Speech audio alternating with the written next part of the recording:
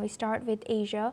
The death toll from floods and landslides caused by cyclonic rains on Indonesia's Sumatra island has now risen to 303 people, with at least 279 people still missing. The severe weather fueled by a rare tropical storm in Malacca Strait has impacted large parts of Indonesia, Malaysia, and Thailand. In Sumatra, around 80,000 people have been evacuated and hundreds remain stranded in 3 provinces, particularly in the northern region, where roads have been blocked and communications infrastructure destroyed. Rescue teams are working to clear road blockages, and helicopters have been deployed for aid delivery in the central Tapanuli area. There has been reports of attempts of ransack supplies due to the dire conditions. In neighboring Thailand, the death toll from flooding in the southern part of the country has reached 162 people, while Cyclone Ditwah has also claimed lives in Sri Lanka, leaving dozens dead from torrential rain and strong winds. Now for this discussion, we welcome Krishan Mitru. She's a disaster management consultant, joins us live from New Delhi. Thank you very much for joining us. Welcome to NewsX World. Now, looking at all these affected regions, how should the governments and regional authorities improve disaster preparedness? Thank you for inviting me on your channel. Well, as far as the governments are concerned, as of today, we are far better prepared than what we were about 20, 30 or 50 years ago. Today, our machinery in every respect, the relief teams, the disaster evacuation teams, and pre-disaster planning, etc. It is very well in place. I guess not only in India, not only in the eastern countries, which are to India, but also all over the world. Specifically, I would like to say, we have to take the example from Japan. Japan has done tremendous work as far as disaster management of all types is concerned, including floods, tsunami, earthquake, etc. Here, it is a very sad environment today that in Indonesia, the disaster has struck in such a way that we have lost almost more than 300 lives, and as reported, more than 80,000 people have been evacuated and replaced somewhere else. Of course, we should not forget that the fishermen should not venture into the seas anywhere, right from Indonesia to Sri Lanka, and even in the southern, even the southeastern side of the Indian coastline, because here even the cyclonic storm Ditwah has been playing up havoc.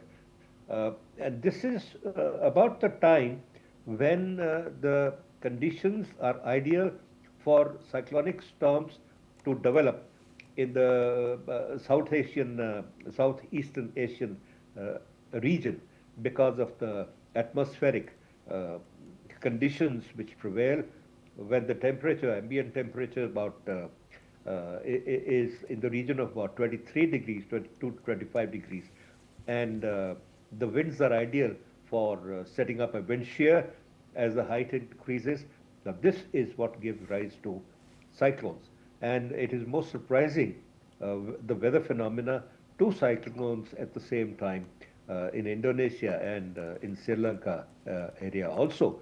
Well, I have no doubt that all the governments are doing their best and to prevent minimum loss of life, livestock, and the domestic population also.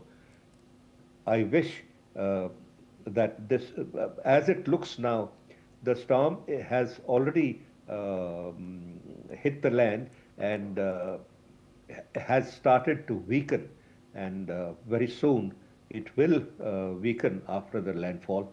And particularly in India, if you see, the Ditwah cyclonic storm has already started to weaken. At the same way, in Indonesia, also in that area, the effect right up to Malaysia and Thailand, etc., will start to reduce. Thank you. Thank you very much, Mr. Krishan, for sharing that insight. Please stay with us as we come back to you for our next discussion as well.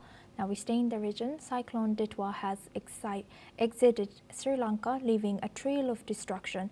At least 123 people have passed away and 130 people are still missing.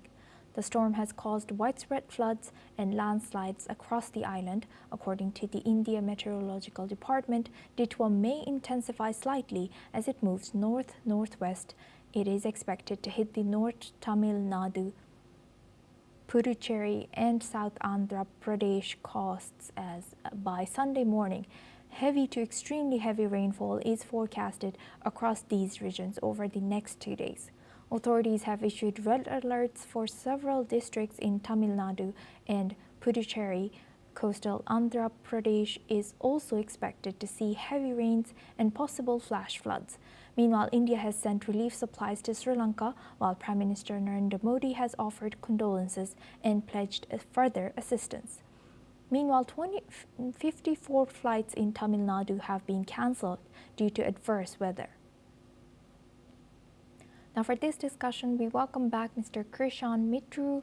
He's a disaster management consultant, joins us live from New Delhi. Thank you very much, Mr. Krishan, for staying with us. Now looking at this, how effectively are the Indian and Sri Lanka governments coordinating this disaster response, and how should people in Tamil Nadu and how should they prepare for this coming cyclone Ditwah? You see, particularly Sri Lanka being a weaker neighbor, India has already provided sufficient assistance to Sri Lanka. I think about 30,000 tons of supplies has already been provided to Sri Lanka. As far as the Indian coastline is concerned, Tamil Nadu and Puducherry, etc., these areas are very well prepared, and they have left no stone unturned to mitigate this disaster. The first step which they took was to stop the people going out into the sea for fishing. Then they have moved a large number of habitats from the coastal areas to safer areas in midland, and also to higher areas.